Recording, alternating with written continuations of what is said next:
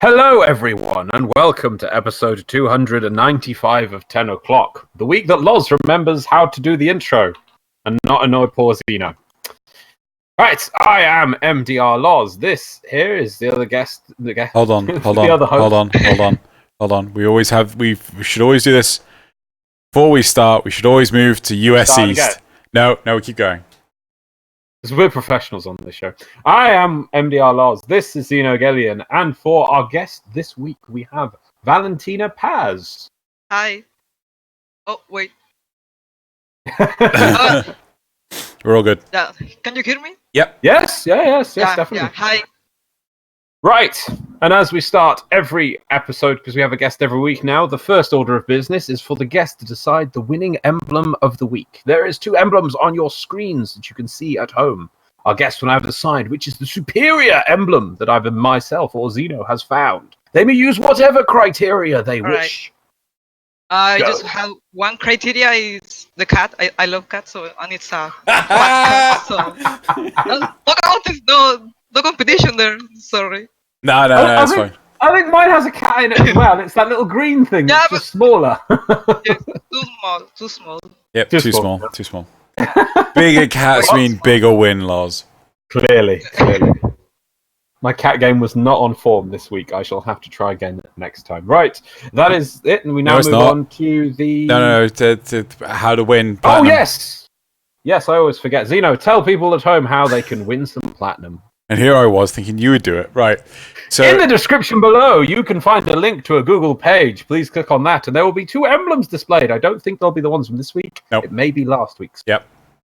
Right. Pick whichever one you think is the winning emblem, and put your in-game alias and platform that you are playing Warframe on. You must get those correct, and you will be in for a chance to win 150.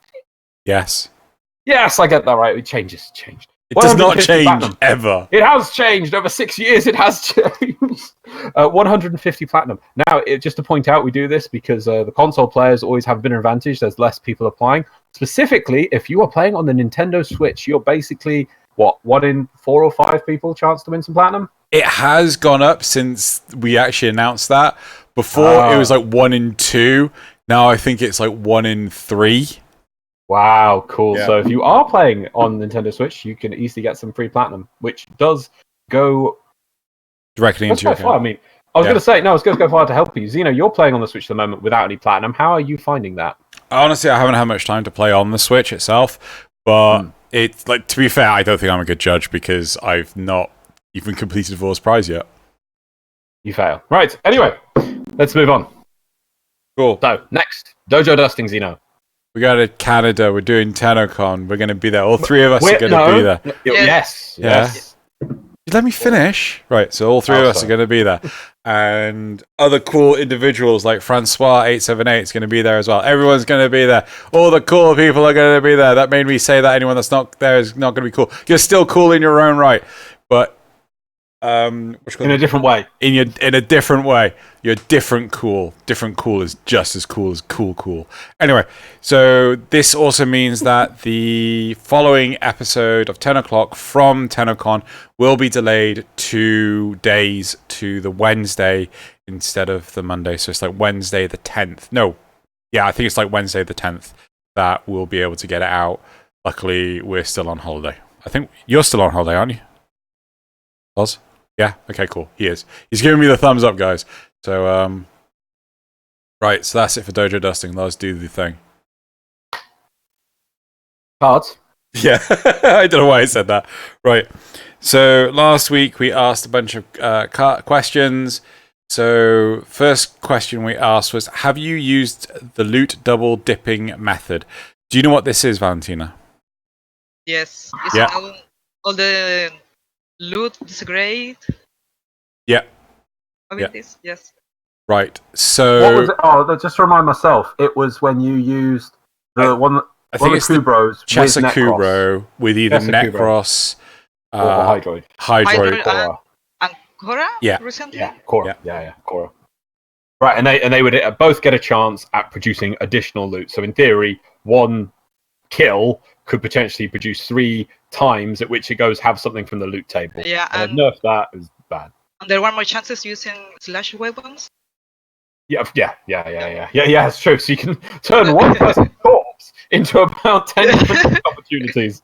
So much stuff in a person. You just need how to cut it. It's not the... Yep, you get 2 heads. Right, so... He's not lying. Yeah. Right, what are the results? So we got 65 people who responded. 41% said that yes, they had, and 58% said no, that they hadn't. I'm surprised at that. That it's the yes is the yes is so high. Yeah. So do you know that they changed how the Chessa Kubro interacted with corpses along with Necros and the others? Yeah. Yeah. So I saw a couple of Reddit threads about that. Yeah. A lot of people were quite outraged by that. Yeah. So, okay, cool. The next card we had was the Kuva interception idea for the same Kuva output. So a lot of people... So one of the topics was about like Kuva survival and getting Kuva and things. And on a random offshoot or random tangent from the topic itself, we proposed, what about a Kuva interception where you got Kuva for holding all 4 points on an interception. So we proposed the idea to the audience. 64 people responded. 3% said no. 40% said that they didn't care. And 56% said yes. How do you feel about an idea for a Kuva interception? Always more options to get Kuva, the better. But I personally don't like interception, so I wouldn't mind. Okay, so maybe Kuva defense or... Yeah, or as they did with Disruption, that Kuva is part of the rewards. Right. Not just... So, more chances to get more because it's quite low. Yep. Next we have... is the 3,500 Kuva per roll too high? 63 people responded to this. 14% said that they didn't care. 25% said it was just fine. 30% said lower it down to 1,500. And 30% said lower it to 3,000. I think 3,000 is fine. 1,500 is too low. Yeah. Yeah, that's too... Yeah. That's too low. I would like 3,000 because I hate that it's 3,500. It just irks me that it's not a proper round number. I like round numbers. All right. But there was a comment from Valency who suggested, and what do you guys think about this? Should the Kuva cost, or let's say the max Kuva cost that it maxes out by for a particular ribbon, be affected by its disposition? The ones that have lower disposition would cost more because they're more popular weapons, and then things that have the maximum disposition, I assume that means that they're least used, the most powerful ones, but the gun is not meta, they're actually cheaper. I mean, I'm not sure. I mean, obviously we can quibble on the numbers, how much they're affected and have, but would you like to see a bit of variation in that, so that it would encourage you to re-roll mods for weapons that aren't normally used? Does that sound interesting? Yes, I collect ribbons only for battle weapons. They are always like high disposition, so I would love that. I'm not opposed to that. Yeah, I think it could be good. So I think it's obviously, I'm not saying like it makes it really cheap, but I think a little bit of variation would be nice. Yes. Anyway, yeah. Okay. And then our last card is: would you like an ability inversion enemy?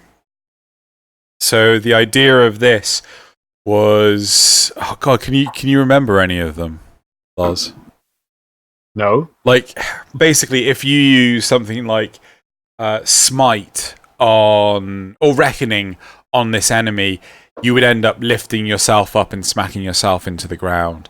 Or if you were to use Molecular Prime, you'd end up slowing yourself down. Or it was stuff like that. Do you remember? I don't know, but it reminds me of the good old days with the original Sargus Ruck, who would put bullet attractor on you and you'd kill yourself from shooting your gun. I don't remember that. How old is that? Oh, God, that's a question. Probably 5 years old now. I swear that was changed in 2015. Because That's 14, because it was Gravidius Dilemma. 5 years. Yes, it was 5 years. Wow. Yeah. I loved those days. It was so good, so scary. Yeah, I think there's some potential in this kind of idea, but I'm not sure how you could do it for every single power. I don't think you could. I think some powers just didn't do anything. For powers that affect too many, a lot of enemies, it will be a problem because you could not identify easily the enemy. Single target powers, probably yes. Cool. I believe. So we're just trying to make harder nullifiers. Yeah. Yeah. We like the nullifier. Right. Okay, cool. So that's it for the cards. Patreon questions. Click there. Okay, so we have just 3 Patreon questions this week. First one is from Blaze Rios. Xeno, what quality is your webcam?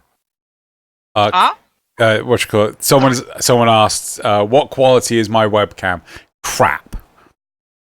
Okay. 2 questions from Zrugal. That one's from Blaze Rios. This one's from Zrugal. Do you prefer movie quotes that leave you thinking, or do you enjoy the ones you recognize right away?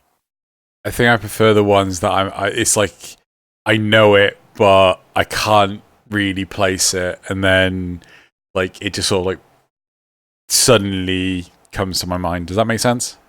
Yeah, I like the ones that fit the Warframe universe really well. So it's you could almost consider it to be in the actual universe, but they're far and few between. And the last one is: did you get a chance to use Wukong after the rework? I have not. I'll be honest. I haven't looked into. I've seen the memes. There's lots of memes about Wukong. Can somebody explain to me? Is it a good rework? What's happened with the rework? I think Shai put it well, saying it's an okay side rework. So like, there's some of him which is a little bit nerfed, but he's actually just more enjoyable to play now. I have not played him yet. Yeah, no, that's the thing. It's like it's too recent. Yeah, it's like Wukong, Wukong. But I think maybe when Wukong Prime eventually comes out, that maybe everyone will be interested then. Right, that's it for the Patreon questions, Xeno. Yep. So go to the community responses. Okay, so there's only a few community responses this week, and we've already had that one. The first thing is from Pepper, just so you know, Xeno. Is it just me, or are the giveaway winners not in the description? Xeno? Oh, crap. No, I forgot to put them in last week's description. Okay, they'll be in this week's description. Okay. Also, say from Pepper, is it just me, or didn't they once state on a dev stream that they wanted the new war to be released before TennoCon, but it got delayed? This is what I always thought the new war would come out before Empyrean, but I could be wrong about that. But maybe it was possible to bring them back. Oh, no, so yeah. I can't remember this. I think they wanted to get out more, because obviously at the start of the year, we had the dev stream where Steve was on and he outlined roadmap for the year of what they were going to release. I think they said either the new war or Empyrean was supposed to come out before TennoCon. I think they're right in that. Obviously TennoCon delays everything because it's just such a mass of work, and I'm sure we're going to see some amazing reveals. But it'll come out when it's ready. Yeah. Cool. Right, the other thing they suggested... Oh, no, actually, I'll skip that one. Let's have a look. So Xeno is doing his playing on the Switch, I assume without paying anything. I just want to make a couple of quick shout-outs. So first of all, Naseth is also doing a free-to-play run from a fresh account, and they're trying to get to maximum mastery on an account without spending platinum. So that's Naseth, Nasuth. They've been doing it 12 days running, and they're getting pretty far. So if you want to pay attention to that, give it a look. And lastly, Damrod says, Xeno, you didn't send him a Roomba. I wasn't going to. Loz was. I don't recall that, but I will send him one now. But I think you owe him the Roomba as well. But that's I don't know anyone a Roomba. Roombas are the devil. No, because don't you remember you said you didn't remember that Damrod's in-game name? No, I do remember Damrod's in-game name. Like, I remember very well Damrod's in-game name. He won't stop telling me his in-game name. I've known Damrod for... Right. I'm not sending him a remember. I remember. It was your thing. Anyway, Right. Cool. So, got through that quite nicely. okay. Right, so, topics for this week. Topic 1. Relic, kiosk, or trader. Topic 2. I need to scroll down. Breakable armor and weak points. And then topic 3. Rank up requirements for Voxelaris. Way too much flipping RNG. So. Voxelaris? Yep. It says Voxelaris. Mainly the toroids, isn't it? Yeah, okay. Interesting. So, yeah. I wouldn't be surprised if it's not the toroids, it's the other things, like the Gravimags. That's the thing I'm stuck on. Well, we'll save that when we get to it. So. Okay. Right, so the first topic, Relic, Kiosk, or Trader. After the replacement of Void Keys for Relics, there's a perpetual overstock of Relics. Many with nothing... Oh, hold on. Sorry. Nothing to do with them due to the sheer quantity. Enable the kiosks at the relays to exchange relics for ducats. A trader similar to Baro to exchange relics for items or ducats. Enable players to sell relics from their inventory directly for credits, endo, or other equal of value. Okay, simple question to both of you. Do you have an excess amount of any? Yes. Yeah. Okay. Too many. Right. Especially lead relics. Yeah. Was this from when we used to have void keys? No, I actually once cleaned all of my relics. I had none. It was amazing, but now just syndicate pack relics. So Right. I must have like 1,000 of each, except Axie. Right. Ooh. Do you? Yeah, definitely. So, what about you, Loz? No, definitely. I don't think a lot of my... I mean, obviously, I had a lot carried over from with the keys when they exchanged them, and I don't do a lot of farming. But you do just generally accrue a crazy amount of them. And I honestly think if I spent probably 2 weeks with playing nothing but Warframe, I still wouldn't clear all of them. And probably in that time, I'd probably acquire some more. The amount is crazy. To the point you're not even going to use them. And I don't know if that's a good thing or a bad thing, sitting on a large amount of unused relics. But I do like this idea about trading them in. Yes. Okay. So, one question I have... I'm not really interested in trading in unopened relics for ducats. I'm more interested in the idea of trading in relics for other relics. Yeah? Oh. Because, like, I've got some first generation relics. I'm just going to pick a random number out of the air, like Lith B1, right? I have like 50 of the things, and unless I pour all my void traces into them, I'm not going to do anything with them. Yeah. But there are much newer relics that I'm not even coming close to getting because I don't have that kind of time to do it. And I just buy Prime Access. But I'd love to get those relics to help other people get the thing that they want. How do you feel about trading relics for relics? Maybe like transmitting ribbons. Oh, maybe. I don't know about like maybe 4 for 1, but oh no, I like the ribbon idea. Like stick Kuva in it, and it changes to a different relic. Why not stick Kuva in more things, I guess? But I like that idea. So you're going to say transmutation, yes. Where you get 4 combined into 1, yeah? Yeah. Yeah. You see, it's interesting because I was actually really going attached to the whole ducat idea because I think it completes the circle. Obviously, you farm your void relics for prime things to hand them in for ducats because you want things from Baro. But Baro doesn't give you thing, it doesn't complete that cycle. There's no way to hand in things to the ducats to get more farm from it, if you see what I mean. Yeah. But so I like the idea of that, and obviously having something as an intermediary would be useful.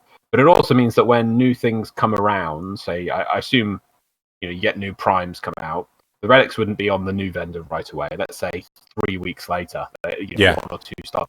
But it gives you the opportunity to trade previous prime items or acquire prime items into ducats and then into relics, you then go farm something new.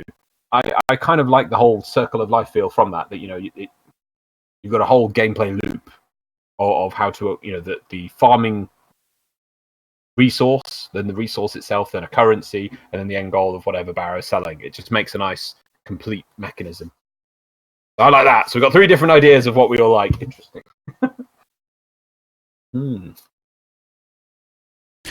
Out of interest, Valentina, do you buy Prime Access or do you? No, not anymore. The last Prime Access I bought was Starring Prime, and before that, I believe it was Nix Prime. Then now I discovered how to get my money out of PayPal. So I just wanted the cash in my hand. So no. Yeah, no, I can appreciate that.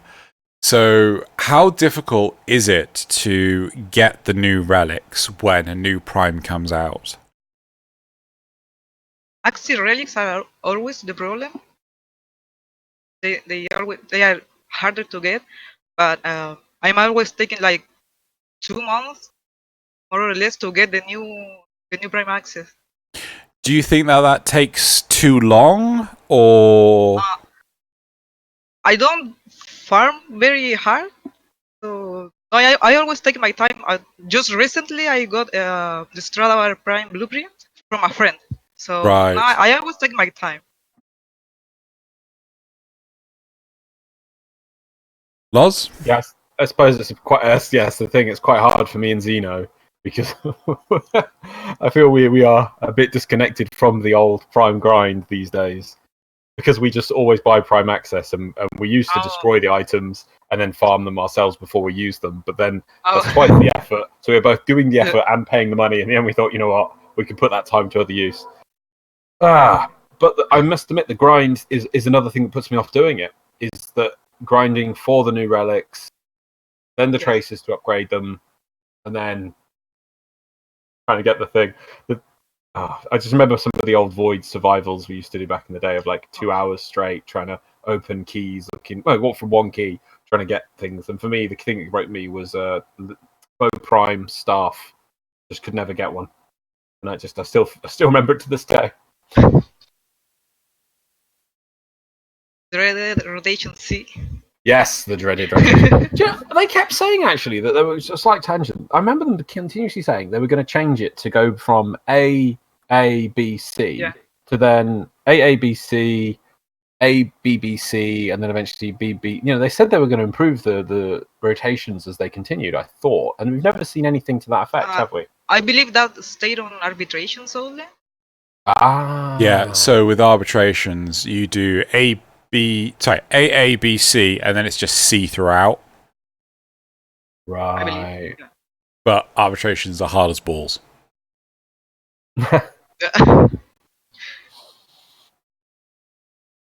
Okay, so I'm pretty much on board for this. I think I would prefer to trade relics for relics, maybe 2 relics for 1 other relic of your choice. I to be honest, right.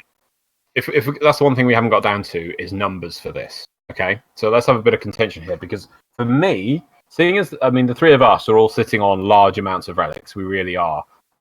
If no matter what system we've got here, I think that if you're transmuting it 4 for 1 sounds okay, and it'd be a random one. But if you're able to purchase the one you want, I was thinking they'd have to be quite expensive. Should we change that so it's we say 4 for 1, but it's 1 current one in the rotation, so it can't be a vaulted one. Yeah. We definitely. Yeah, no, you wouldn't be able to get vaulted ones because that's how Prime Vault unleash things work. You only get those relics within that period. It's a reason. I assume it's one of the reasons DE gets people to come back to play the game because like, oh, quick, I need my Frost Prime relics. Oh, farm them now. So obviously it would be only the ones from available.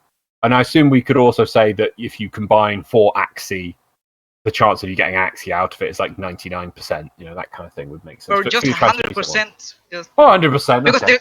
there is always that annoying chance of 1% that you get the thing you don't want. That's no. It's true. No, thank you. Yeah, and you know that those will be, everyone will complain about those. Okay, so 100% chance for that. But I do worry that, I mean, it's, maybe the transmutation is the fairer system because it's rare, and obviously you could then weight it for the ones which are more common to rarer ones again. But I like the idea of being able to purchase.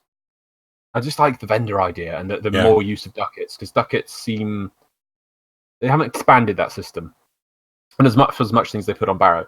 But I don't know, on a price of transfer for how many you'd have to trade in the ducats to get out again. Well, if we went for a like-to-like system, because also I like the sorry. I know I've gone tangent again. One of the reasons I like the ducat system is that you could spend relics to get things from Baro. I like that, mainly because I'm sitting on a large amount of relics and not many spare prime bits. But yeah. So I'm not sure what the exchange rate would be on that. So well, one thing you could argue is trading in a relic is a quarter of the cost of buying a relic. Yeah? Hence the transmutation similarity. 4 relics for 1. So if you were to say buying a relic is 100, then each selling a relic would be 25. Right? Maybe. But then I think it's the buying price that you should work out. So probably say like 150, 175 per relic, because that way, you couldn't just because the problem with buying them from Baro is it would be more cost effective to crack open the relics, get 100, get a rare item, and then go, right, that's 100 ducats. So maybe it'd be better if Baro did sell them. He would have to sell bundles, and they'd be like 1,000 ducats or 500 ducats, and he gives you a random pack of X many, like these syndicates. Because that was the random element. Because if you were able to buy individual ones that you want, I do feel it'd be too abusable. Because if you just said you can get a lot by smashing the primes, and go, oh, I just want this one relic, I'll buy 50 of those. Maybe random is what you'd have to buy from him. Maybe. Because that's the great thing about your transmutation. Damn it, I wanted the ducats, but your system's sounding better and better. It's got that random element that you can control by which relics you stick in of what you have available. So you can just stick 4 random ones in and get a random one out. Or I need an Axii, stick in your Axies. It's fair.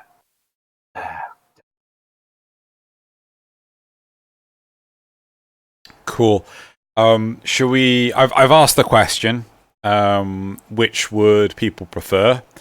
And we'll list out in the cards, which one would they like. So, so should we move on to the replies? Okay. So the first reply is, I'm just curious about one thing though. Why would you want to get rid of relics at all? Every relic is at the very least good for ducat fodder and former farm. So no relic is truly useless as far as I can tell.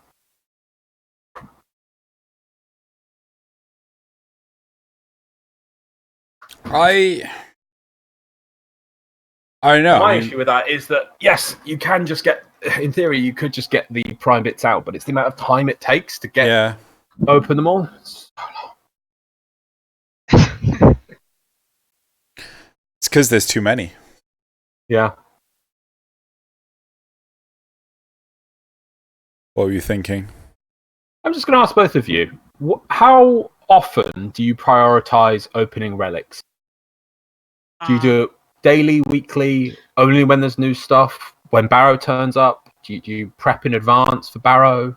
What do you guys use your relics? I think I always have make sure to have a stock of at least 1,000 ducats. When I want to level a weapon or something recently formatted, I go to fissures. So it's like I am always passively getting spare prime parts.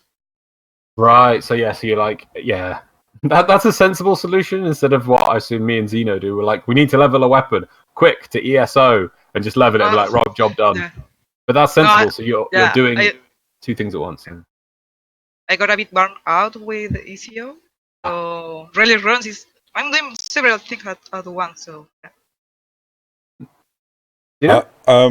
Personally, I do the relics mostly when there's a Nightwave requirement.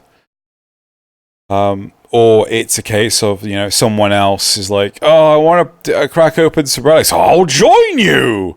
But, like, I don't actively jump to do relics. How do you normally do your ducat farming then? Do you always have a large pool of ducats available? Yeah, I think I'm currently sat on like 5,000. 5,000. Yeah. And it's a large part of the problem for me is the fact that Baro just doesn't have anything I want. Yeah. And honestly, if Baro would sell the what's the name of the dang things? The relics that are like in the new rotation and things like that, I would more than likely be more active in that side of things. I'd probably go back to the old way of destroy what we buy on Prime Access if I could get a large surplus of relics.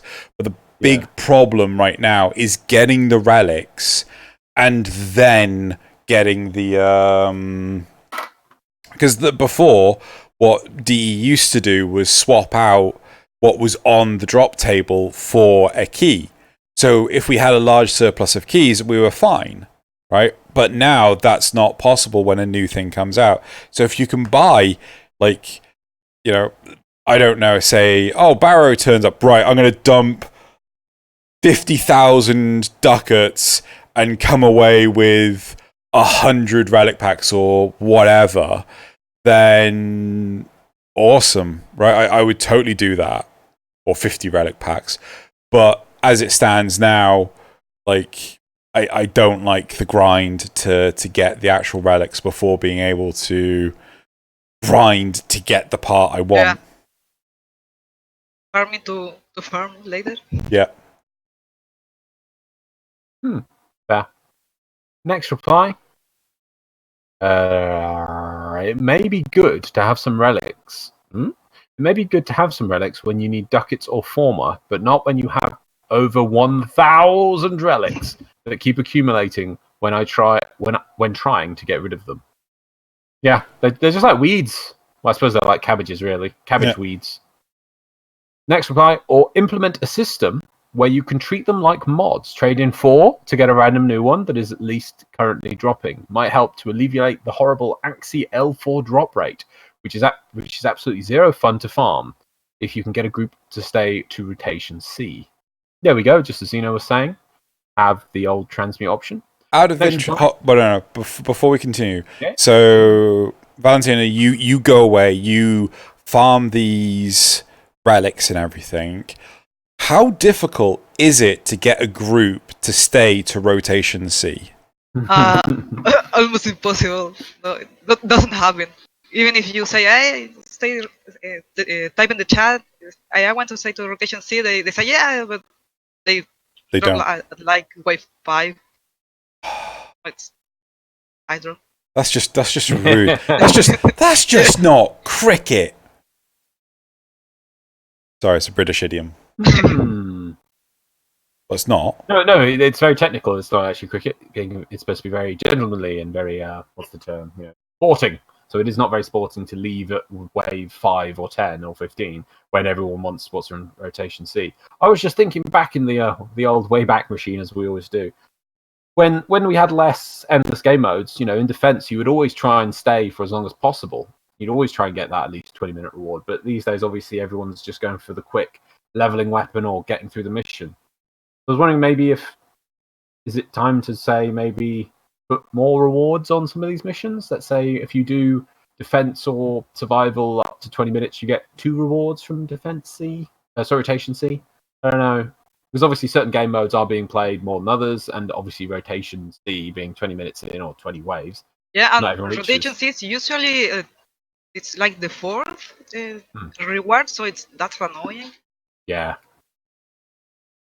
I don't know. It just seems that sad because I remember the days of like 30 minutes. I remember is how long we'd always used to stay in defense, Yeah. roughly. Yeah. I remember 40 minutes 40. was really common. Yes. Yeah. Yeah. Well, you get them to 30 minutes, then you convince them to stay the other 10. 10 more minutes, come on, there's another reward, let's go. All right, yeah. But when there's like 10 and out or 5 and out, it's just terrible. Yes. Right. Well, yeah, no, I mean, I like the idea to incentivize people to stay longer, but at the same time, I'm not opposed to let's make the matchmaking slightly smarter and just, you put on there, I'm wanting to stay to rotation C, right? And then that way the matchmaking can do a little bit more to try and pair you up with like-minded individuals. Yeah, not a bad idea because recruit chat can be a bit chaotic. Yeah. And people are easily. I find they are rude sometimes. It's like, oh, you didn't bring this Warframe I wanted you to bring, so bye. Yeah. It's a bit clunky. Yeah. And worse still is like when you're in a group that is unable to. So what was I trying to do? An arbitration. It was excavation arbitration, and we got 1 excavator drone out of 7. Right, the other 6, and I was just constantly messaging people. I was like, Nova, come over here. We need your help. Rhino, stop spamming stomp and actually pick up the batteries. And no one responded, and I just got so fed up because I couldn't actually exit the mission. I just aborted the mission. Yeah, fun times. I say fun very loosely. Right, next. Sorry, Loz. Sorry, where am I at to? I have tried selling or giving away my excessive relics on the trading chat channel, but most players have responded only wanting a particular relic set, and not the ones I have a large abundance of. Now, I think that harkens back to there needs to be a use. It's obviously there's going to be some relics which are least popular or fall out of favor, or everyone has that thing, or they're just not as they're more common. But then those are the ones which nobody can get rid of, and there needs to be something to do with them, I guess. Yeah. And the last reply, I'll just get to it, is just allow me to trade in relics for 15 ducats. At minimum, if I crack that relic in a fisher mission, I'll get an item that is worth 15 ducats. Now there is a small possibility of getting an item if I crack the relic that is worth more than 15, but by and large, most of the time, you end up with a common item. Heck, allow me to trade them in for 10 ducats. I won't be happy, but I'll still do it since it saves me time. I think that's a fair number, actually. I don't. 10 ducats? I don't think 15 is, because then there's 10. 10. Oh, 10. No, it's too low. Yeah, it's like you're much better off just cracking it open. Just go do a capture, crack it open, crack it open, crack it open, crack it open, crack it open. But even that, I don't think I could get through all of them, and captures aren't up all the time. I'd be happy with 10. I'd just be like, yeah, just take the cabbages. Just take them. All of them. I think, if anything, it would be better if they were 20, because then it's a gamble. Do you crack it open and get something that's 15, or could it be 45 or 100? Yeah. No, but you want to incentivize people opening them, not opening them. Yeah, it has to be at least maximum 15, because if it's more, you are just trading the ones you don't want, the common parts. Yeah. See, my thinking is that if you do it at 15, then there's no reason not to crack it open.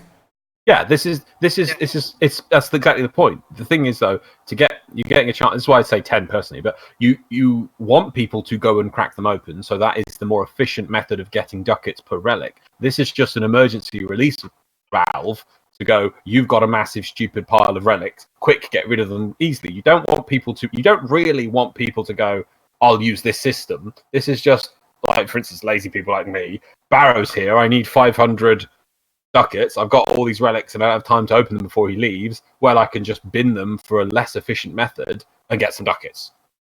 It's not the optimal way, but it gets you something. It's really interesting because like I'm on such a different wavelength with this. I want to. It's more like a last resort thing. Yes. I see. This is like, to me. I want to ask the community, how much should they be traded for? 10, 15, or 20? Because I don't think everyone would be like. I think it should be a gamble to, okay, you can secure 20, right? But you could get 100, right? Yeah, but then lazy people like me get 20 out of every single one. Winner! Are you a winner? Because I could go... I would be. Because I can farm relics easier at less time than it takes to farm them and then open them, and I get minimum 20 every time. On average, I'm getting more than the 15 I would commonly get. I think over X many relics, you could probably work out it's quite an efficient method if you get 20. Yeah. And now I will play less features. That was the reward. Yes. Yeah. Do you think it's worth asking this? Yeah, but you might as well. Let's see what everyone thinks. I think it's a good question. Let's see what everyone else feels. Maybe people like your idea. I don't know. Cool. Right. Is that the last? That's it for the community for that topic. Should we move on to the next one? Oh, yeah, let's move on to the next one. Huzzah. Going through this quite nicely and quick. All right. Yeah. Okay, so topic 2, breakable armor and weak points. Clad... I just love the way you put your hands to your face. Oh, I love this topic already. I'm enthralled. I want my Examai with the weak spots that are invincible and shoot the weak spots, but Reddit had a fit over it, so we don't get that no more. Right. I think I'm going to sneeze. Hold on. Whoops. There's your face. I tried to mute the microphone, but it didn't work. Fail. Entirely. Right, so... Okay, clad heavy gunner enemies, so heavy Grineer enemies, in additional plates of armor covering various body parts, as opposed to just some, which can be shot off if they take enough damage. The body parts this exposes could be armored underneath, but with a far lower amount of armor. This is really weirdly worded. I get what I mean. Yeah, a heavy gunner could be protected by breakable armor, like having the helmet be heavily armored but break under pressure. Allow quick kills once the helmet is dealt with. Do enough damage to a leg and she will fall to the ground, forcing a slower get back up animation. The Bombard's Ogress will be armored, but can be shot, causing an explosion which will damage to the Bombard, which will deals damage to the Bombard and forces a reload. This can be repeated. Shooting Napalm's Pyro Ogress causes a round to catch on fire, lighting the napalm for a time. The napalm will have a large unarmored incendiary ammunition pack in the back, on the back. This can be shot and detonated, dealing heavy damage to the napalm and setting him and all enemies within 5 meters radius on fire. I'm aware that Warframe is a pretty fast-paced game where enemies die fairly quickly. It's a horde shooter after all. These kind of mechanics may seem a bit too complicated for a game like this. While I agree that this is true for the game's common enemies such as lances and scorpions and ballistas. No, ballistae. What the heck is that? It's the snipers. The snipers! I thought that... I don't know, I can't remember what they were called. I feel that the game's heavier enemies deserve a bit more complexity Then go for the eyes, boo. Well, they're ballista, not ballista. I thought it was ballista. Yeah, they put ballista where the spelling is actually ballista. Okay, right. How do we feel about this, guys? Oh, I do like it. You like love it? Yeah. Just anything to give more variety, because I know Nox is the enemy that makes me think and scared and makes me aim, because I usually use beam weapons, so I'm just spraying around, but with the Nox I have to be careful. Yeah. Nox is a good example that's this kind of mob is the Nox but expanded. I think retroactively doing this onto existing enemies probably isn't too great an idea, but I would love to see newer enemies with this kind of stuff, like the Nox. Nox is great, and I think you're completely right. Nox is the only one that sometimes I just point blank shoot my bloody Octocore at them, and they're like, nah, and I'm like, what? You're only level 30. Why are you not, or something? And it's like they're not dead. Tougher mobs specifically because you're supposed to choose the weak points, and I think that could be good. What's your feeling, Xeno? Before I lay a smack down on this topic. So I do like this idea.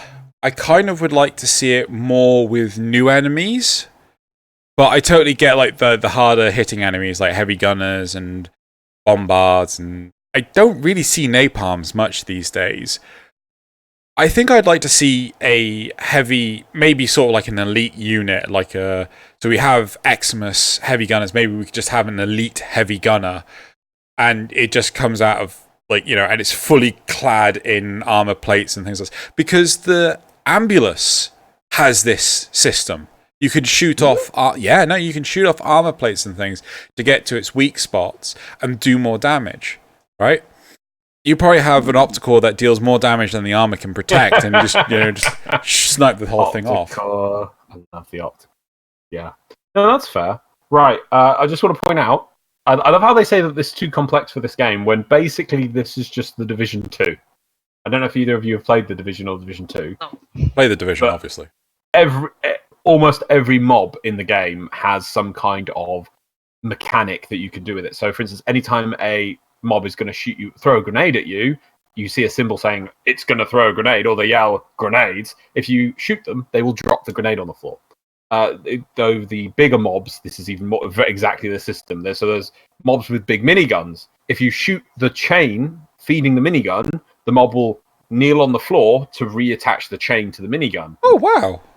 Yep, there's mechanics like that. And then there's also mobs that are carrying either chainsaws or big sledges with about 5 levels of padded armor on them. So they're literally just these walking blobs, basically. But you can shoot off the individual armor plates of them, like on the shoulders or the chest or over the helmet. And then the armor's gone, and then you start hitting the health, attacking the health directly. It is an interesting mechanic, but it does make them quite bullet spongy.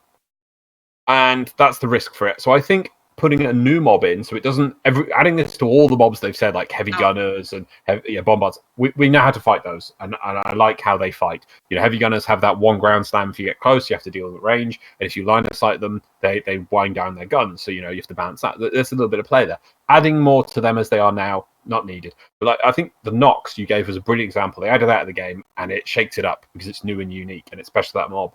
I think that do the same. But we don't have that, for instance, for the Infested or the Corpus or the Sentients. There's definitely have that some for the options Corpus. Do we? Oh, Ambulus. Yeah, Okay, I'll give you Ambulus, but if it wasn't for the fact that the Ambulus could spawn in other missions, I would totally agree with you. But it can. It can. I think the I'm going to call them the Riot Mowers. I know they're Bursars, but for instance, like the Bursars, you should be able to shoot off a layer of armor plates. Like the shields, a perfect example of how it should work, but obviously you can't. But it's still though, the Infested and the Sentients don't have anything like this, and all the Corrupted, because why not? I don't think the Sentients need something like this. I think it's more interesting because this is one of the things at the core of Warframe. That I don't like about the map. Most of the time, you fight your Grineer Lancer on Mercury or Earth, let's say, and then let's say Alert or something. We don't have alerts anymore. But, you fight one on Pluto on a Nightmare mission or something like that, or Invasion. It's the same Lancer, and it really doesn't. most of the mobs are the same. It goes for all the mobs. There's not, but I know it's changing a bit now because you've got things like the amalgams appearing on Jupiter. But you progress through the star chart and you don't get a sense of progression of gameplay. You just shoot the same mobs. So I would like to see. The only change is color, so. Yeah, it is, isn't it? Yeah, and health pools, just colors and health pools. Yeah, I think. But having mobs, especially also last point is there's something that always really annoyed me. I used to love the Grineer with the shields, the big shield lancers or whatever they are. Yeah. The other mobs would hide behind that mob, but as soon as you get your first shred or your first punch through, they just become useless, and I don't like that. I like having shields be shields, so it's I've got to attack this mob from the side or something. And that mechanic's lost by punch through. So having a shield that absorbs several rounds of punch through before it smashes against a normal shield, that could be good. We need this for new mobs, and I think that's one way of doing it. I think there's one instance where this has been implemented, and it's been implemented badly. The thumpers, right? Yes. So the thumpers have. I don't know how many thumpers you've done, Valentina. Like 3. Yeah. Okay. They're bad. My opinion is they're bad, right? I think they were a good start, and they needed a bit more development. Personally, I like the idea that you shoot the kneecaps and then you shoot the knees, but I wanted another level that I'd shoot the arm plates on the chest, and then the chest it would have cooldown phases, and the chest would open, and I'd shoot the core. Or have like bigger weak points, but when you shoot them, you don't do as much damage as the smaller one. So you are rewarding the more skilled player, but not punishing as much as the bad players like me. Yeah. One thing I would like is we mix it up. So you could say that if you shoot off the knees and you find that one of the knees is red. Right? If you shoot that knee, or basically, if you make all the knees go red by, shooting them when they are, does that make sense? Like a Simon Says kind of thing. And then all of a sudden, another part of it is susceptible to more damage, right? And you could take off another layer of armor on another part of it, and then you could have the same thing. And then you could just basically go, okay, cool, I've stripped off most of the armor, and now I can kill it within 5 minutes. But as it is now, they are far too bullet spongy. Of course, I am going from experience of playing them when they first came out, thought, what the F was this? And then put them down. Like, if anyone in the comment section anyone watching or listening can say, hey, look, I've done a bajillion of these thumpers. There's actually a really easy exploit to this. Glorious. Cool. Or by the way, they patched that in and they now act like this, and we're like, oh, sorry, but that's just same with me. I was so hyped when seeing them because I think if you go back about 150 episodes of 10 o'clock, you'll see me when the planes first came out, going like, I want Grineer to have some tanks and something big, something scary, and they finally brought them out, and I'm like, yeah, and they're crap. You get them in the knees, and then you're like, okay, then what? You kill the knees, right? And it will also make sense if you are hurting the knee, that their mobility will be reduced, but that doesn't happen. Yeah, it's still able to thump too good, right? Yeah. You can still leap. Do you want to go to the replies? Sure. Okay.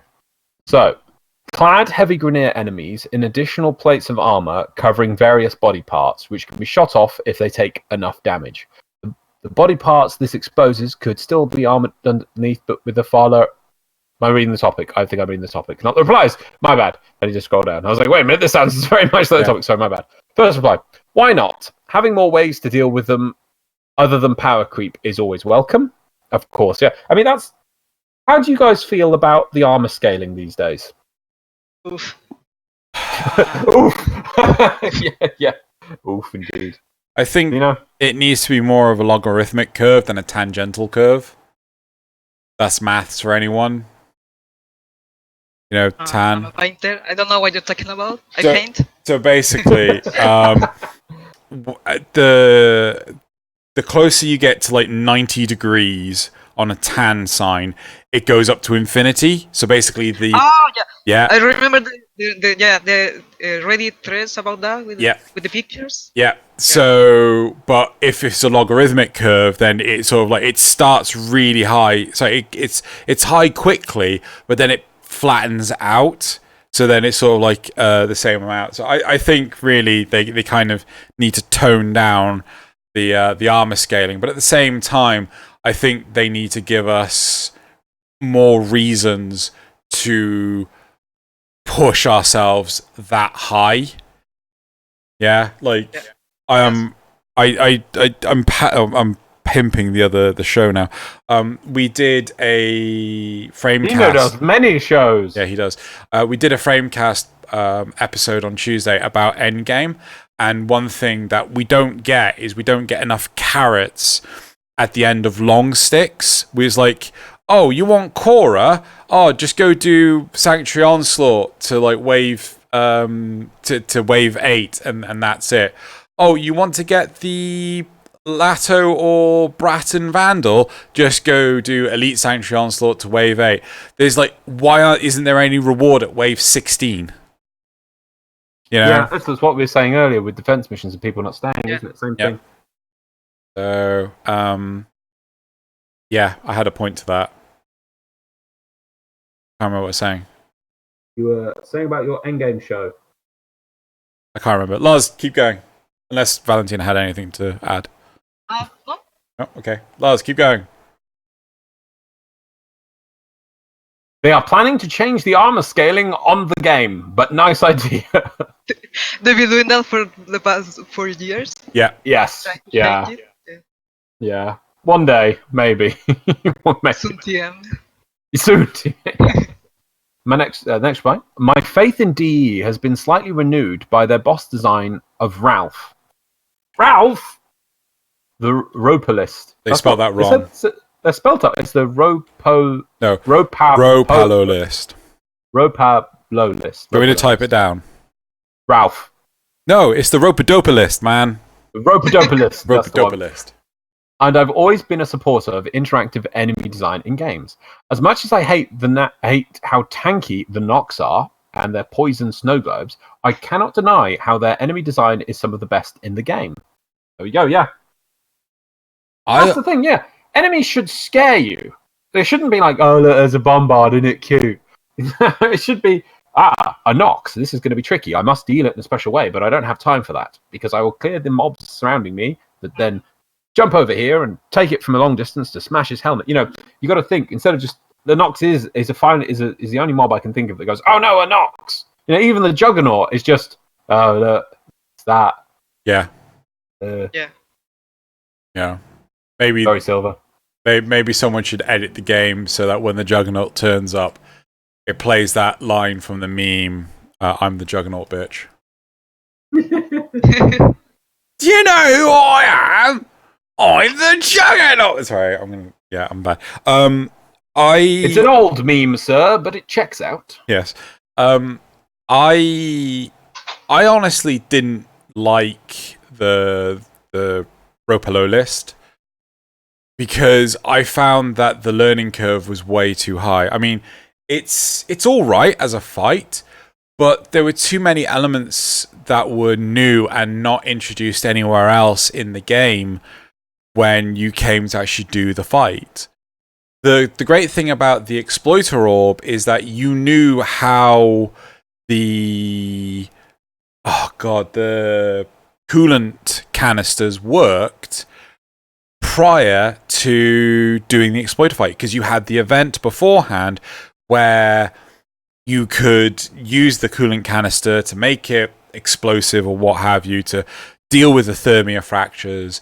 And likewise, while you're doing the fight, you've got an idea of how the thing works. You've got thermia canisters dropping out of special terminals and stuff like this. It wasn't a picture-perfect fight because you still had to realize where the canisters were being dropped. But the problem with the Ropadopa list is the fact that there was nothing telling you the order you had to do things in. You didn't know you had to get out as your operator to shoot out its shields, and then kite it over to one of the fly traps, the fly zappers, before you could actually jump on it, grab it, and then ram it into things. And it was just like, when you knew how the fight worked, it was great. But before then, you did feel like a lost puppy. Yeah. Right. The first time I tried Ralph with a friend, it took us like 20 minutes to figure out how to damage it. Yeah. It's the Warframe problem. They don't explain you how these new mechanics. So, yeah. Yeah. You have to discover them by yourself. Yeah. And that's one thing I didn't like about the Ropello list. Such a dumb name. But it is what it is. At least it's in the game. And it's still significantly better than freaking Sergeant? I don't mind the sergeant as much, because you can kill the sergeant really quickly. No, bloody Vahek on Earth. Yeah. Like, I'm invincible. I am not. I am not. I'm invincible. I am for no not. reason. No, it's because I covered my face. I covered my yeah. Even though you're shooting me with projectiles that are able to cleave through 5 of my troops in a single bullet, because I have closed my face slightly, I am now invincible. But it's okay, because now I am in peacock mode, and as a result, I can die. Yeah. Logic. Yeah.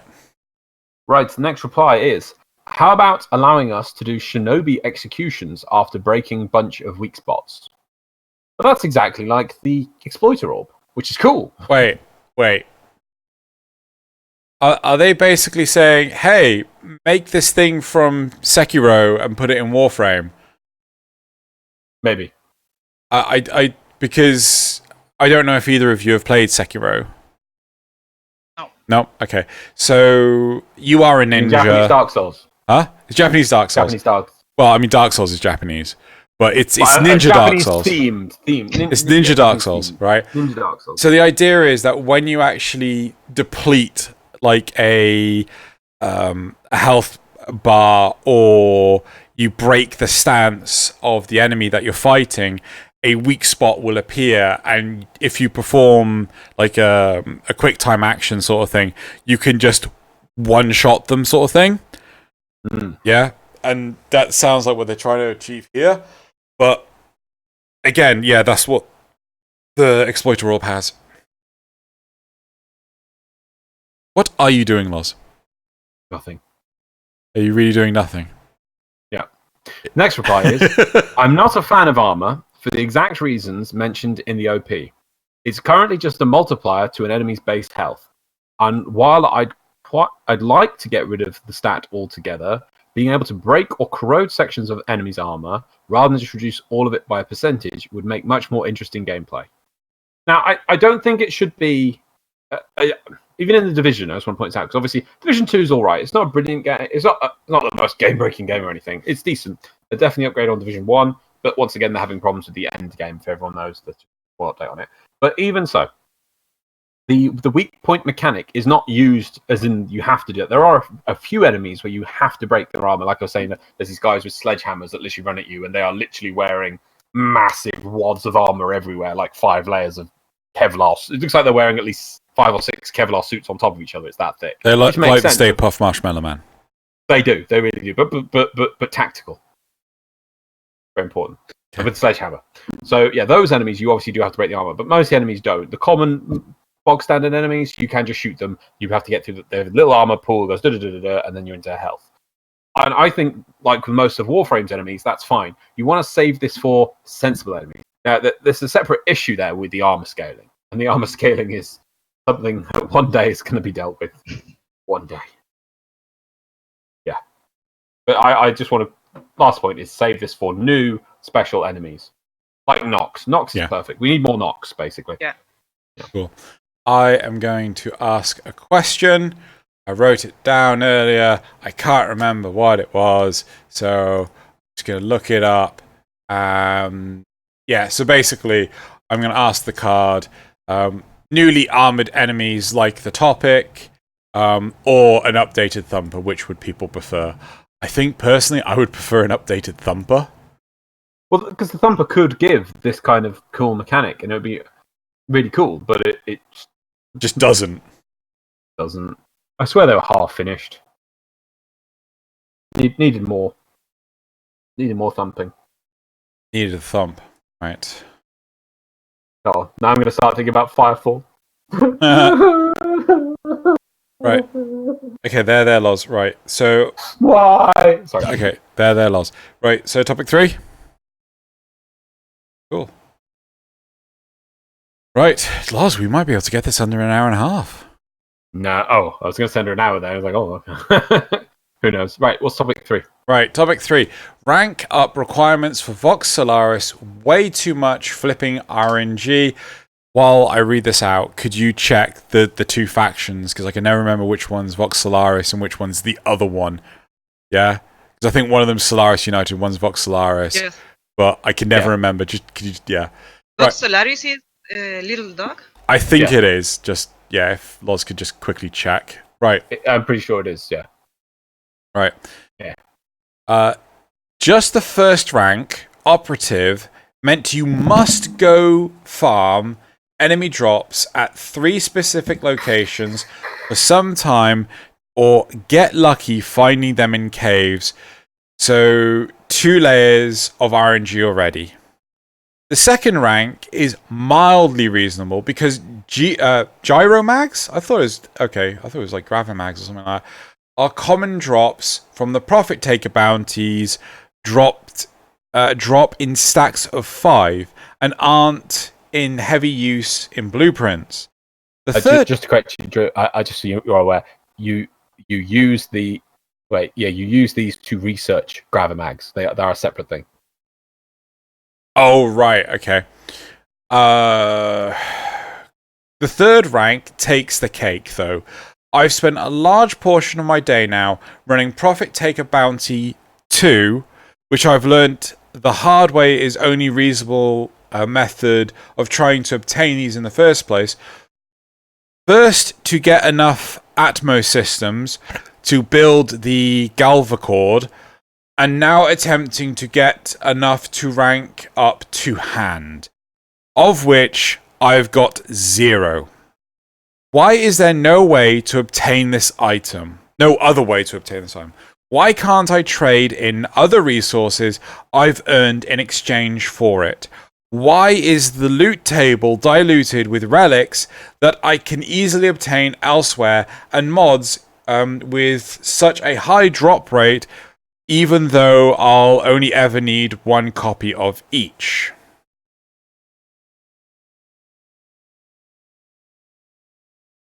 So, I think I'm going to jump on the wiki for Vox Solaris. Just so I can... So, having a look at this, the Atmos systems is the part they said was the trickiest bit. Right.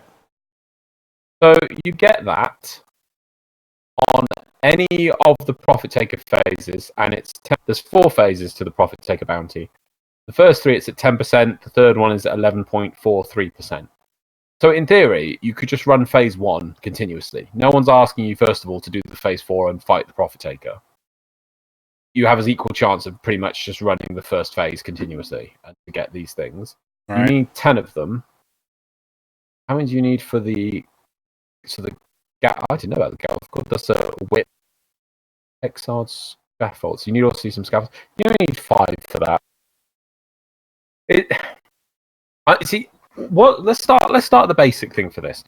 How do you guys feel about having a reputation that unlocks another reputation? You have to grind up the first rep to even get access to the second rep. And I mean max on the first rep. Do you feel that's too much? Sometimes I do. Lately, I haven't had time to play, so it's so slow. I advance really, really slow. I think I'm not max rank with Vox Solaris yet. But you've unlocked Vox Solaris, yeah? Yes. Yeah. I believe I spent like an entire week spamming Bounty 2 to be able to get the Atmos systems, I believe it is. Ah, okay. So yeah, Right, then, it says 10%, but maybe that it says rotation A 10%. Maybe these numbers on the wiki are overestimating how much you get. To be honest, Which but one? if Which they're one that are you hard- looking at? Atmos systems. The Atmos Systems is a crafted component that can be acquired as rewards from the heist bounties offered by Voxelaris, and are also purchasable by Little Duck for 2,500 Syndicate rank. The rank of, yeah, but that's at the rank once you've got the rank that requires them. Oh, that's stupid. Yeah. I think that's so I was going to get to that, you see. So, first of all, I think having to max Solaris United, it shouldn't be max the access to Voxelaris, maybe tier 4 or 3, because that's one grind itself. So then you get into this grind, you've got to find the toroids. I don't find toroid farming too bad. You just have to kill enemies in certain parts of the map. And I think where's the Keldor one drop from? Profit Taker Bounty Phase 2. So that you just get from the bounties again. So you just keep doing that. But the fact that the resource drops once you have that level of unlock seems silly to me. You should get it one step before, so that it is a safety net of your grind, so that you can just, if you could just farm toroids, continuously farm, hand in an obscene amount of toroids, get the Atmos systems you need, and then rank up. I think that's the way to do it. The fact that you have to farm 10 Atmos systems, then hand it in, and then you can just buy more Atmos systems seems a bit weird to me. Because the one thing I really don't like about the grind on the Profit Taker bounties is they're very story based. I think maybe if there was also some random ones that were just like special Voxelaris other missions they're planning to get you to do on the side to help their, I just hate listening to the same story components every time, and it breaks the immersion that I'm repeating the same part of the quest continuously. I really don't like that. Most of Warframe is procedurally generated, and it feels more alive, more random. I know that you're still doing the 7th capture mission for the day, but you can come up with your own story why this capture person is in the void rather than on Phobos or something. But with these, you are literally doing the same missions in the same place with the same story beats. It just, I do feel that they added in Voxelaris to the Fortuna grind, and then they just abandoned it, because since then, the Profit Taker, nothing to do with Voxelaris and rep and doing bounties, and now they've had the Ropodopolist, also nothing to do with this. It's just, yeah. There's my rant over. Yeah? Yeah, I'm just thinking to myself, because I'm at the... I'm trying to... No, wait.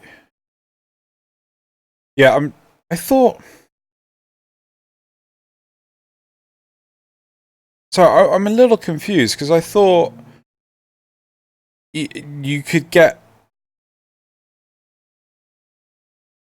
So confused. Oh, right. No. I understand how this graph now works. Right. Okay. So I'm stuck with the gyro mags that I need to get in order to proceed forward, and looking at them, you got a 25% chance to get 5 gyro mags in phase 2, which means that hopefully within 8 runs I will have it'll be 12 runs, I'll have the 15 that I need to get to the next rank. Right? But then the next one... Did you say you get them in 5s? Yeah. Where does it say you get them in stacks of 5? On the heist page, on the reward tables.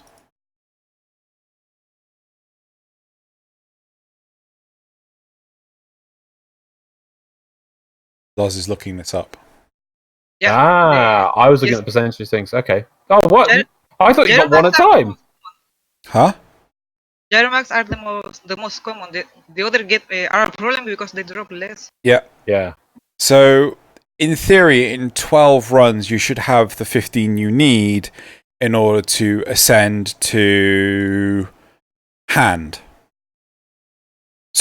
agent, allowing you to start ascending to hand, which requires you 10 Atmo systems, which requires you to do... Oh, God. Trying to math this out in my head. 30? What's it called? I mean, obviously, the rewards are independent of each other, but on average, you should need to do 30 runs before you can get enough. You'll get 12 Atmo systems to get the into hand. That's kind of crazy. Yeah.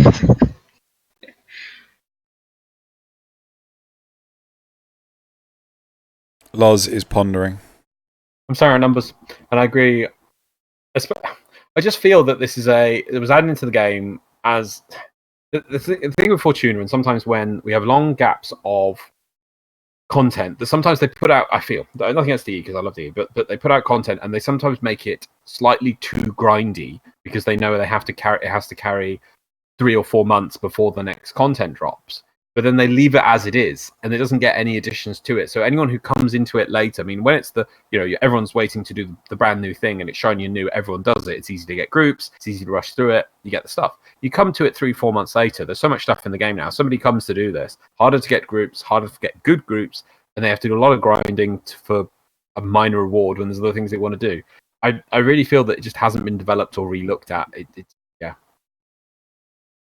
I think a nice change would be to make it that you can purchase the thing you require the rep before, so that you could just, in theory, just farm toroids, hand in toroids, buy the thing if you've been unlucky with drops. I think that's the best way of doing it. Do you know, one thing I'd really like is that, but the cost of them is more expensive the lower rank you are.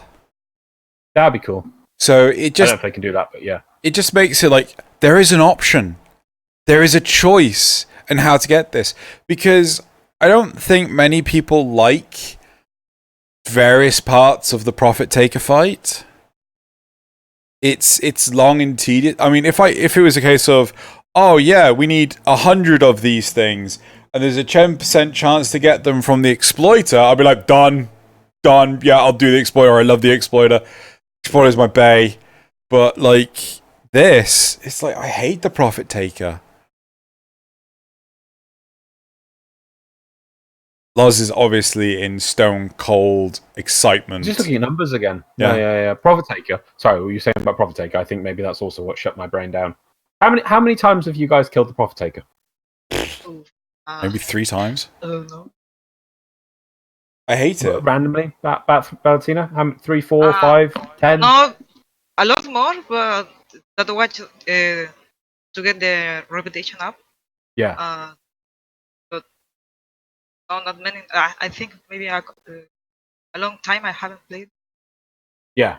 But in total, have you done it 10, 20, 30, less than 10, less than 20? Just rough guess. Probably 15. That's mostly because I had a friend who kills it in maybe 7 minutes. Right. But that friend is probably farming something else now, and it would take a lot more time if you did it now. No, actually, I think he's really bored with the game and jumps to whatever opportunity to play with other people. But I don't like it, so with other things. Okay. How many times did we do the Exploiter or Bloz? Exploiter? On that 24 hours.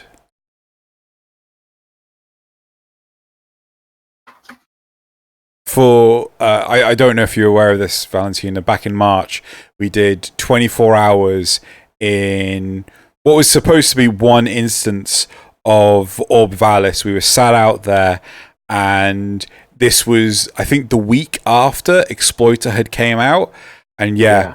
We did it a lot. Only 18. We did it 18 times. In a 24-hour period. How many? We killed loads of hobbits. Yeah, how many Wolf Saturn 6 refugees did we... Not refugees, jeez. No, fugitives. My bad, not refugees. 20, 30, 40, 50, 64, I think. Right, yeah. 64 packs of 3. You can work out how many. -1. We filled that prison. -1. Yeah, minus that one that decided to clip through the ground and hide Yeah. in an impossible place to reach. Yeah. But even Crazy so, stuff. those 18 exploiter orbs, like, I still want to do more. It's just so much fun.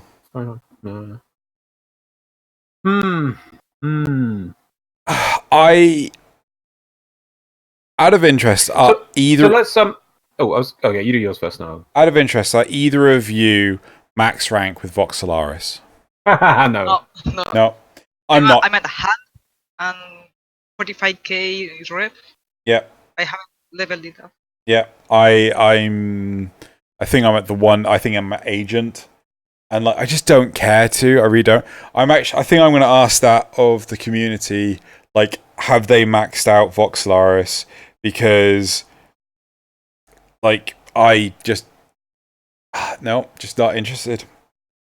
I leveled it up because I wanted to get the amp part. Yeah.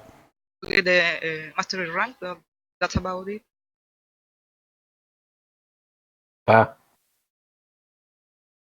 So, what was I saying? Oh yeah. So one thing they've said here is they've listed 3 different questions they've asked. So first of all is, why is there no other way of attaining this item?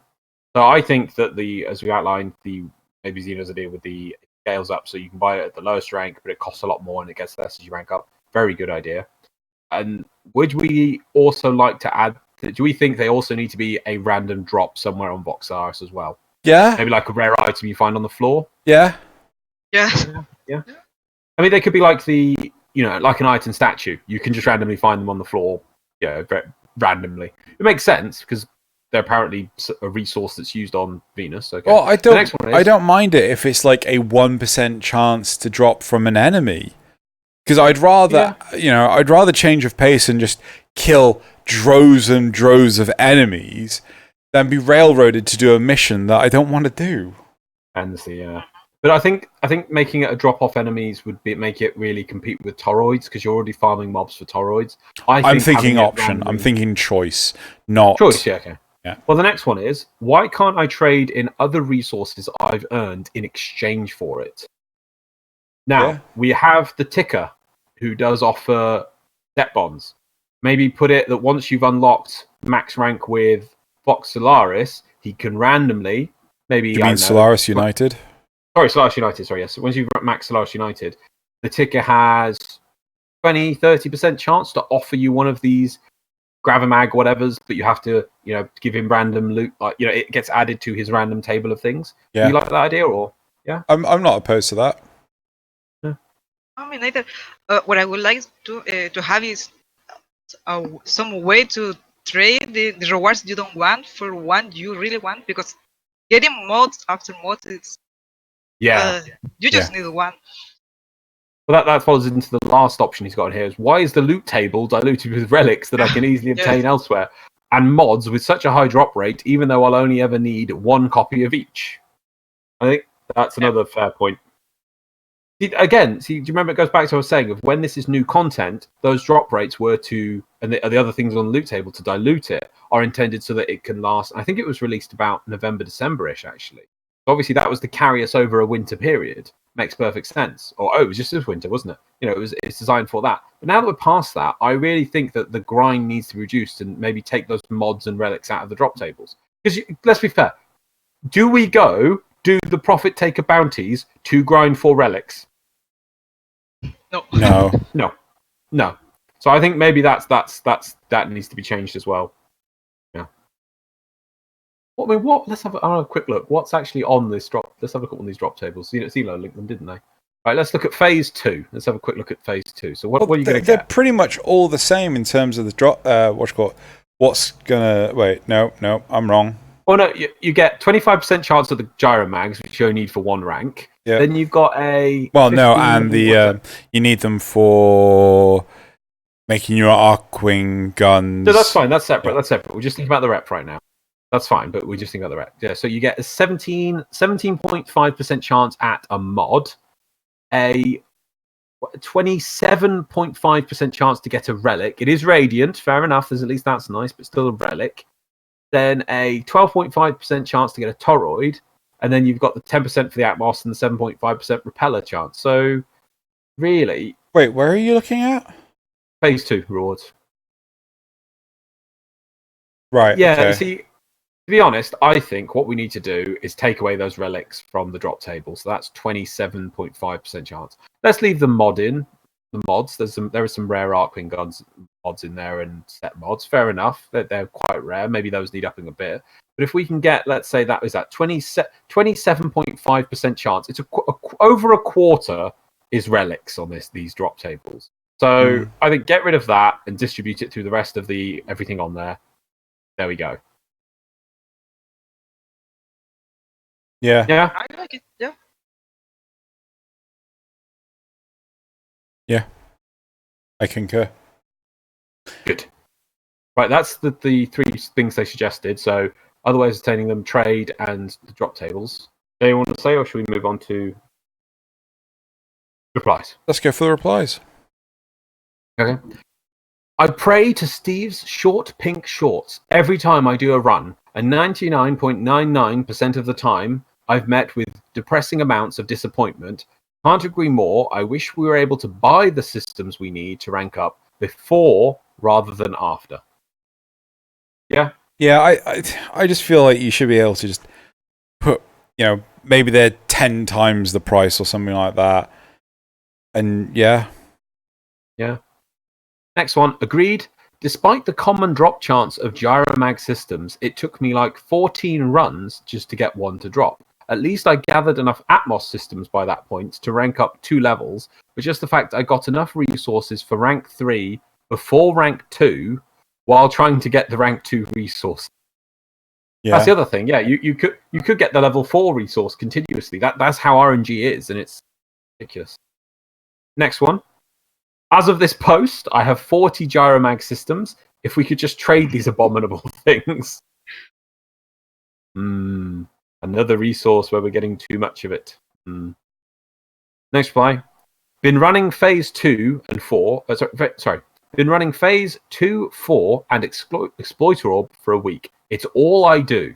No atmosphere systems. Need 3 drops to get the required 10. Max standing in everything else. But this one is the worst. Only to reach the next rank where you can just buy them with standing. They are uncommon drop, but really they are the rarest as I've gotten tons of everything else. Again, I just feel it's RNG. Yeah. It's crazy on these, and it just can really mess people over. Last 2. It makes you wonder how DE thought the loot-based frame ability nerf was justified. Desecrate, Pilfering Swarm, Pilfering Strangledome, Ore Gaze, etc. Now, that doesn't make sense because these things can't drop from mods. Yeah. Bit odd. The last one is, think it's bad now. Should have enjoyed it first week or so when the drop rate was half and there was no profit taker. They did it because many players had the rep via toroids to max the rep, which is also why they capped it. That's not true. The first week you couldn't get past the first rank. You could only do the later ranks when the profit taker was implemented. You could only do the first rank to begin with. No, that's fine, but they mean that they tried to farm the resource the first week, and the drop rate of these things was low, even though everyone was sitting on enough toroids to technically max it off raw rep alone, and that these things were just a gating mechanism because everyone had billions of toroids. Because they said, they're saying, toroids. Should have enjoyed it the first week or so when the drop rate was half and there was no profit taker. You couldn't get them when there was no profit taker. Why not? Because the profit taker is what introduced these resources.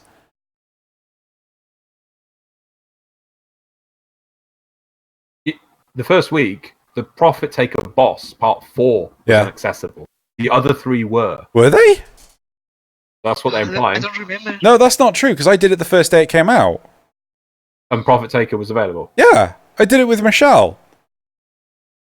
I don't know. We'll have a look at this. I'm very sure. That's what they're implying. If I'm wrong, please, people, just correct me.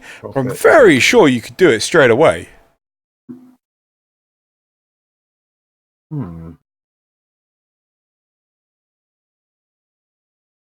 Well, I think we're going to have to leave that to the people to put in the description below. Was it released on the first day? I mean, I'm not sure if the wiki really states it. So, we'll have to see on that one.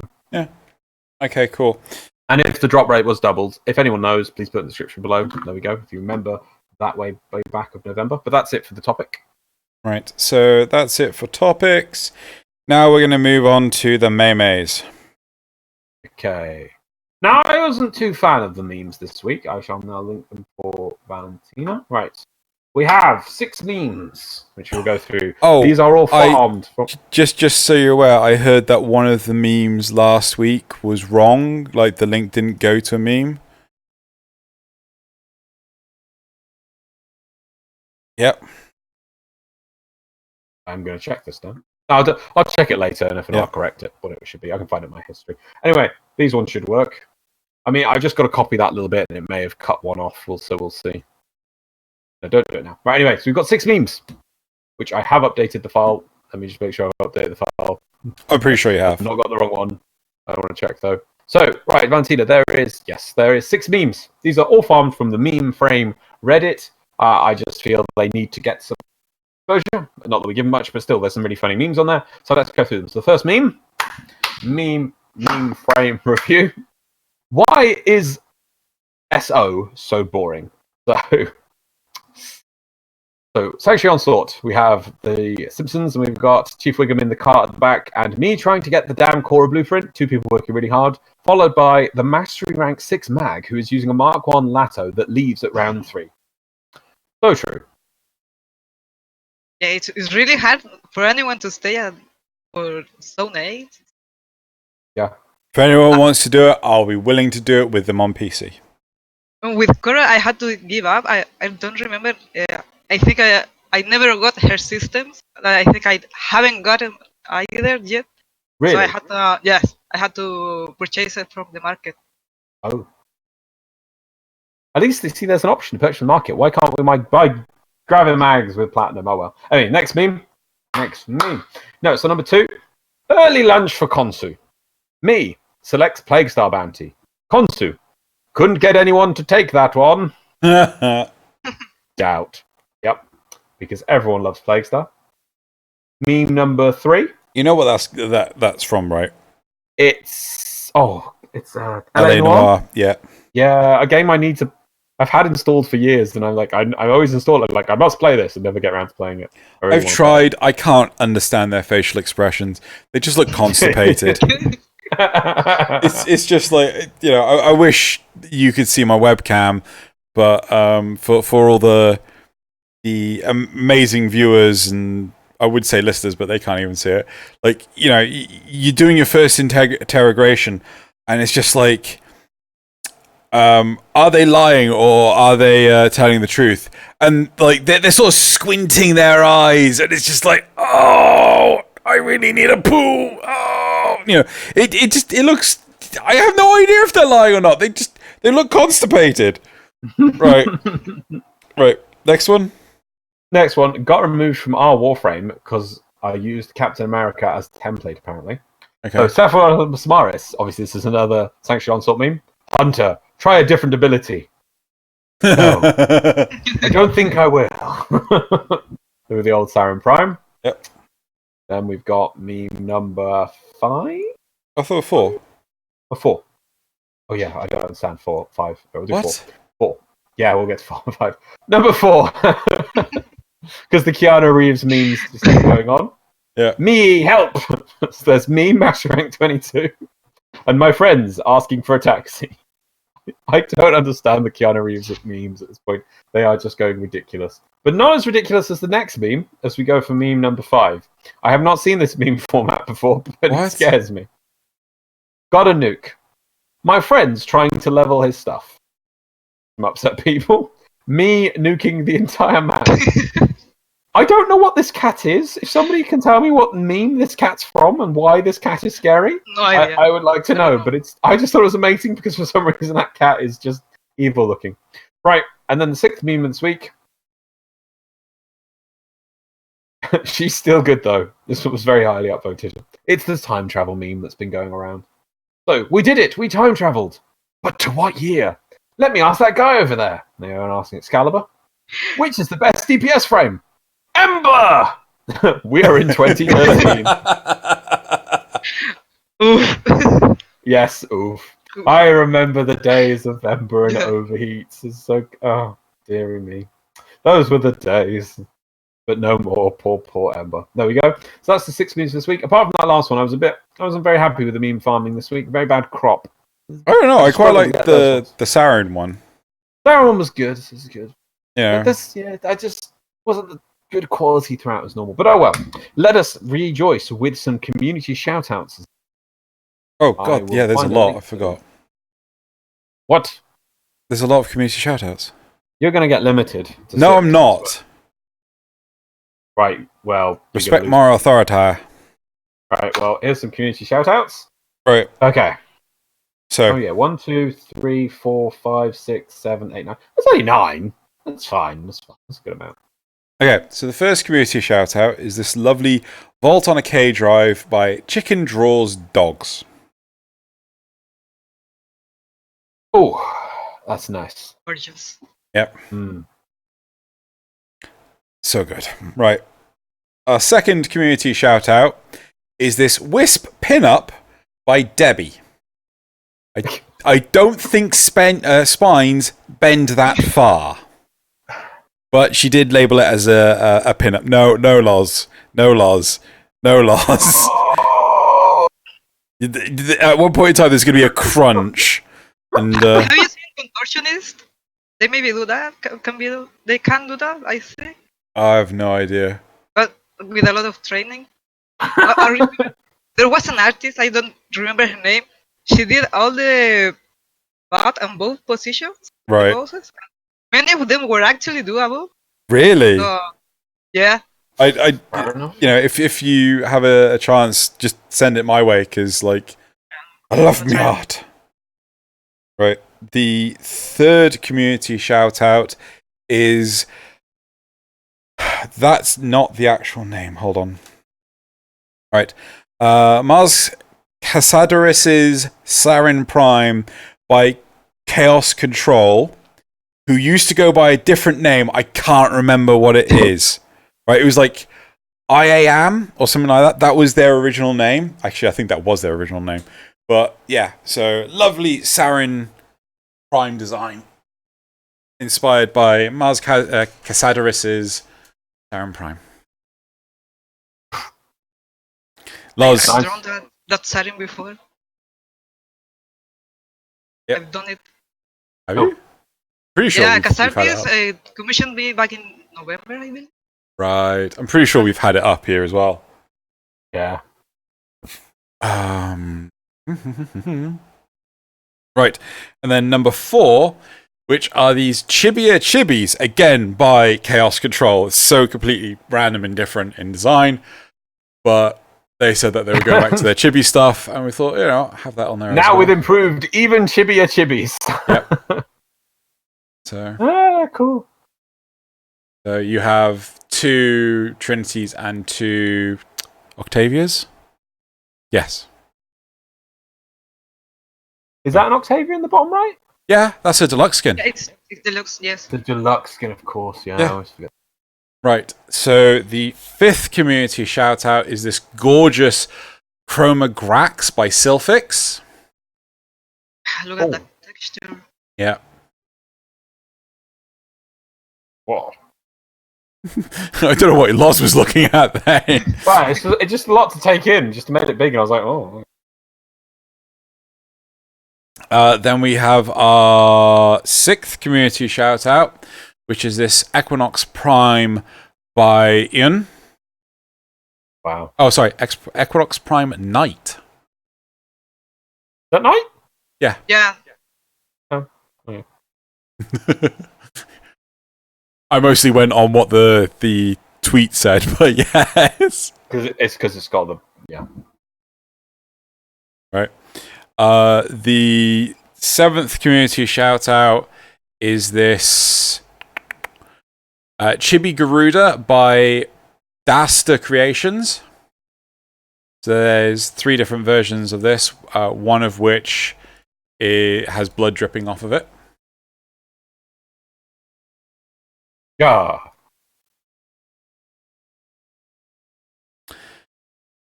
The 8th community shout out is this mag pixel art by Oh, this was nice. Iris Ilyicht. I don't know how you pronounce that. But yeah, so it was a little bit of a debate between two pixel artists. And the ultimate rendition is on the right hand side. Helmet might be a little lumpy. Shut up. Both of us experienced writers yelling at each other in real life. What? So if you look on the small number 6, right? Yeah. You can see on just under, I don't know, like the back of the head. There's a little bit of an indent in the head. Yeah. So the ultimate version does not have that. But okay. It's just like, what do you guys think? It's a little lumpy. It's like, shut up. Yeah. But they will listen to the feedback. So. Yes. Yeah. Right. I assume that they're good friends and they just having fun. Yeah. Right. And then the 9th community shout out, and I believe this is accurate because there was no signature on the actual piece itself, is Siren Prime by Coolmaster98. The account only had like this on it, and so I couldn't be 100% sure that this is actually by the person that claims it's done by. So yeah, That's nice. I like it. Yep. One tweet, just that's it. Yeah, so it's like, oh, is this actually by the person that is saying that they did I it? believe I had seen it in Instagram before, but right. I don't remember the names. Right. So I don't understand. I need to try and investigate this Instagram malark. It's so confusing to me. But right, so that's it for the community shout-outs. I just also want to give another shout-out to ValentinaPaz, whose art has been on the show many times, and there will be... Oh, really? Yes. Oh, no, Yeah. we've like, if Loz... I was going to, turn to Loz and say, Loz, do you recognize the name ValentinaPaz? And wonder if you would actually remember. Yeah, I'd be like, oh, look, more art. Is it Xeno? Oh, yeah. There we go. So, but, we've had your stuff on the show. And, it's lovely. Yeah, Oh, so thank we you. love your stuff. But yes, check her out on Twitter. There will be a link, hopefully in the cards. If not, it will be in the description below and things. It's twitter.com/ValentinaPaz. Art ValentinaPaz. Art ValentinaPaz. There you go. Right, so last thing to sign off the show is the quote of the week. And I have been sat on this for 2 weeks, thanks to Loz. And No, it's not thanks to me. It's no, it is thanks to you. guests. It's thanks to you. Right. Fair enough. I can't even remember what the original quote was. Right. Clem, hey, it's Teshin again. The guardian of the Tenno. Listen, buddy. If you don't abort this mission immediately, I'm going to fly over to Iron Wake, come up to that blunt fort you're hiding in, rip off your arms, and shove them up your butt. Oh, that's right, yes. Go cry to your clone daddy, you little pobber. I remember what the quote is now. You want to Is go? it from Endgame? Yes, it is! It's Thor Yeah. scolding the kid that was bothering his golem friend Yep. Fortnite. Yes. Yes. There we go. I was like, I think this is a film, but no, you got it in one. Wow, Yeah. There we go. It's the one movie I watched in the cinemas this year, so... Yep. There you go. There we go. Yep. Maybe it was worth holding on for 2 weeks. There we go. I think Yeah. So I was like, is it a Marvel film? Sounds Yeah. like a Marvel film, but yeah, no, wow, bam, straight on. yeah. Cool. Right. Well, again, thank you very much, Valentina, for coming on the show. It's been lovely having you. And Thank you. Certainly we will see you in. At TennoCon. Yeah. So, God, it's kind of shocking to I'm think. so nervous. Oh, you'll be fine. Yeah. We all just go to the pub. It's Yeah. easy. Yeah. Just sit at My the friend pub. told me the most difficult thing will be getting out of Toronto airport. I don't know Oh, if that's true. so yeah. Sorry, was that flying out to London Airport? Toronto. From Toronto, I'll be spending 3 days there. Right. Ah, yeah, Too long. yeah.